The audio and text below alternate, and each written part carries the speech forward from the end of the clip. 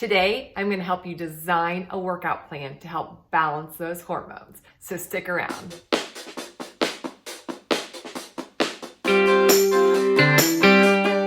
What's up, moms? If you're new here, I'm Natalie the owner of Fired Up Fitness, and on this channel, I simplify healthy living for moms over 35 with tips on nutrition, hormones, and fitness.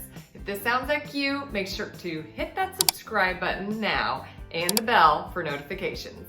Most people want to lose weight. They just think, I need to eat less and move more. But what if I told you that this is an old way of thinking and this is actually causing your hormones to become even more unbalanced and it's keeping you stuck? Because I love helping you guys and I want you guys to get this. It's great if you would need my help, but if not, I want you to do it on your own. And to do that, I decided to make a quick guide for you. And the guide's called How to Design a Workout That's 25 Minutes or Less. I'll put a link in the comments and the description below, so make sure you click on those. And it's just gonna send you to a quick, you just put your email and your name, that's it, that's all the information I need, and then I'll know where to send you your quick guide on how to design your workout. So let's dive in. First, if you're just starting to change your nutrition and you're implementing these changes, sometimes that can feel a little bit stressful. I mean, any change is stressful, right? Until you get more comfortable with that and more comfortable with your food choices, I really want you to ease into the exercise portion of all of this and instead think about it just as moving your body. The best movement you can do for your body is by far the best cardio out there. Anyone guess what it is? Walking. And not only walking, but walking outside. Research studies have shown that walking outside in nature has been shown to reduce 2 of our hormones that can easily get out of whack. And those are our insulin and our cortisol. If you missed the video that when I explained what these were and what they do, make sure to check out the card on the screen, or I'll put a link in below. I personally take a walk 6 days of the week. And I usually bring Mr. Tyson, my lab, along. But if I don't do a workout, I take a walk.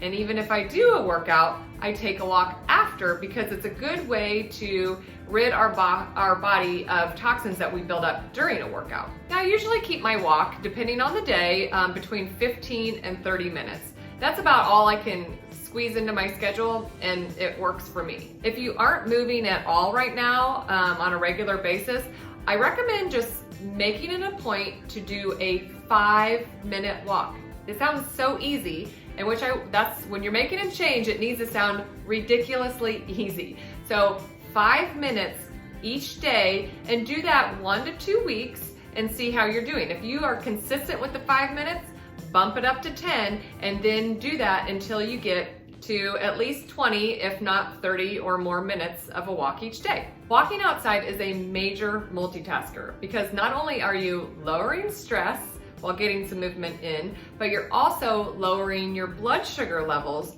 which, the combination of the two, helps decrease your fat storage. So I want you all to get on the walking bandwagon, no matter how cold it is, where you're living, bundle up and get out and walk.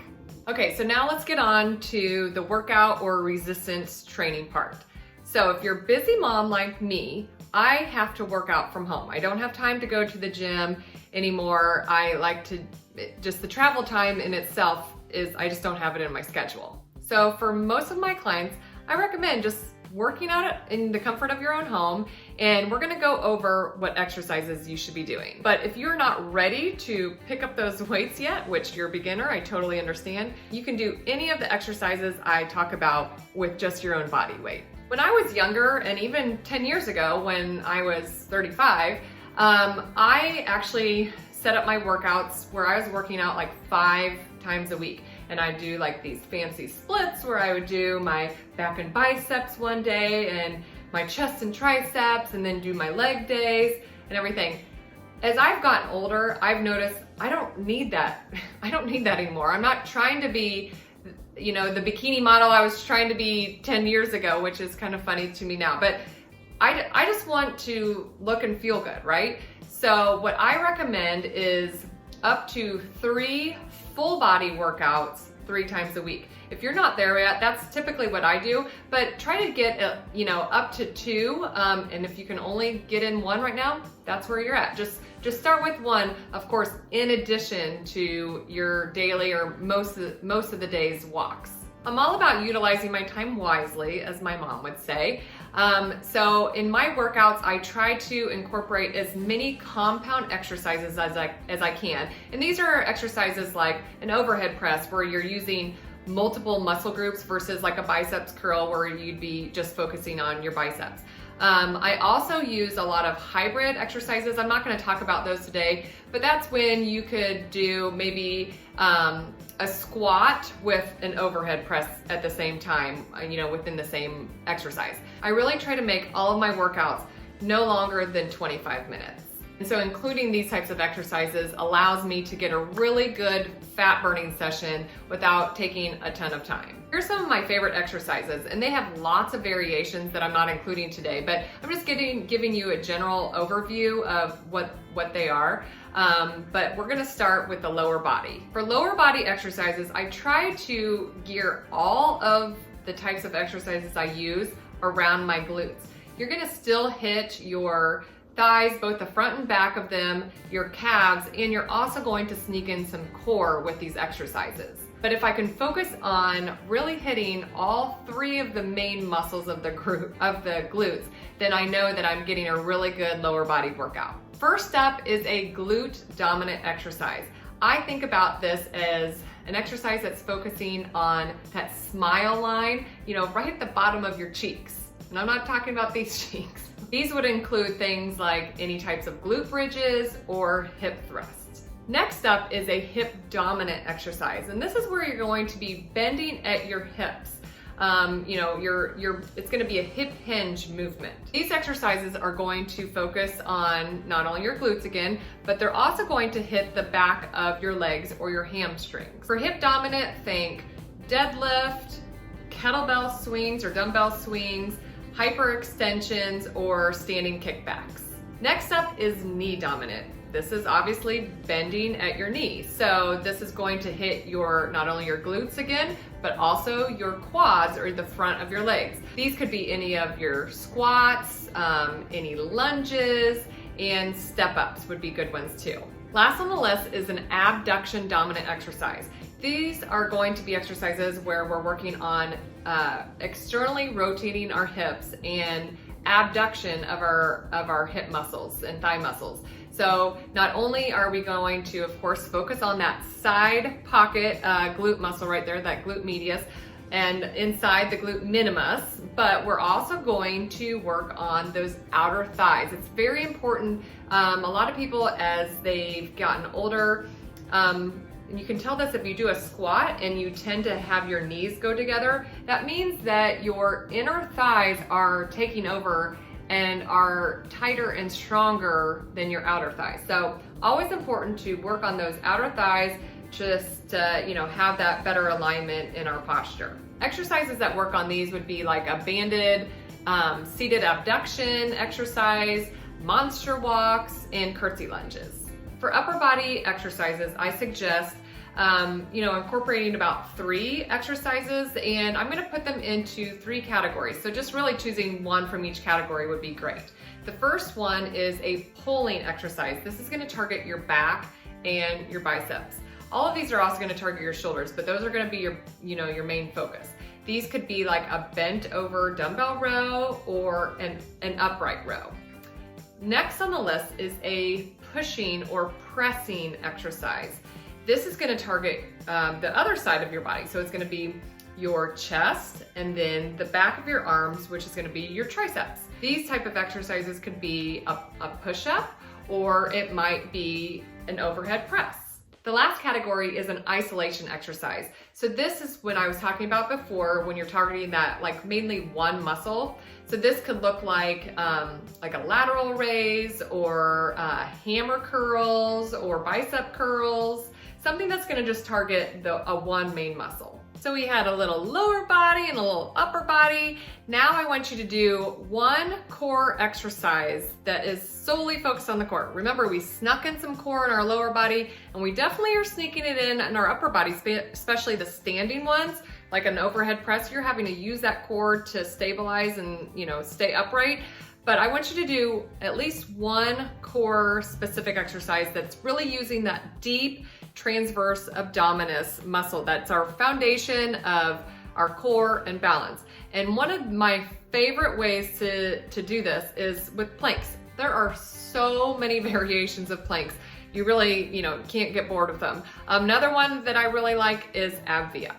Last on the list to include is a cardio burst or plyometric. These are going to use your full body and also give you that cardio effect.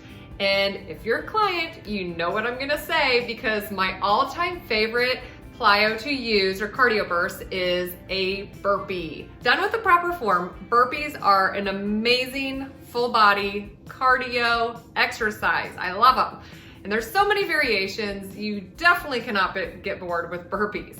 I like to incorporate 1, 2, 3, and sometimes even up to 5 cardio bursts or plyos in my workouts, depending on what style of workout I've got going. But for this, I'm just gonna say, let's include one of them. And if you really don't like the burpees and you don't wanna try them, include things like jumping jacks or squat jumps are really basic good ones. And if you know that you don't have the best knees or you're just not ready to do a lot of jumping, always modify to your level. And if you ever need help on doing that, just send me a message and ask me how to do it. Okay, so now that I've given you a list of what to do, how are you gonna put it all together? I'm gonna share 3 easy ways that you can incorporate these exercises that I gave. So I basically gave you 9 types of exercises and how to incorporate them into a workout.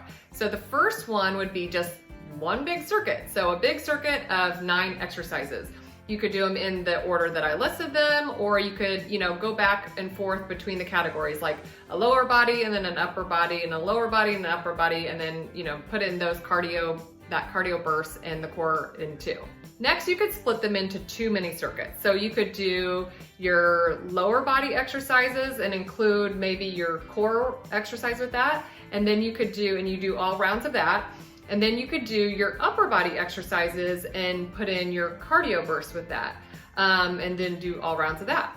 A third option would be to do 3 trisets. So these would be even minier circuits. A superset is when you've got 2 exercises together.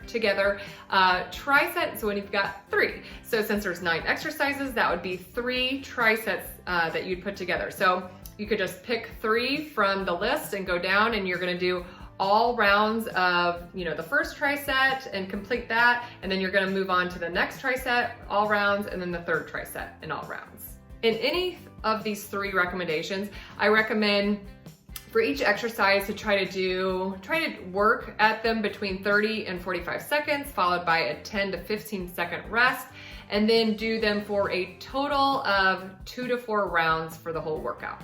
If you thought the video was helpful, go ahead and smash that like button and make sure you're subscribed and hit that bell for notifications, because next week I want you to be in the loop to know when I drop my next video, because it's going to be on a very popular topic. It's going to be on how to get off sugar. We're going to go all into the nutrition part and where to start on balancing those hormones. So make sure you stay tuned for that one.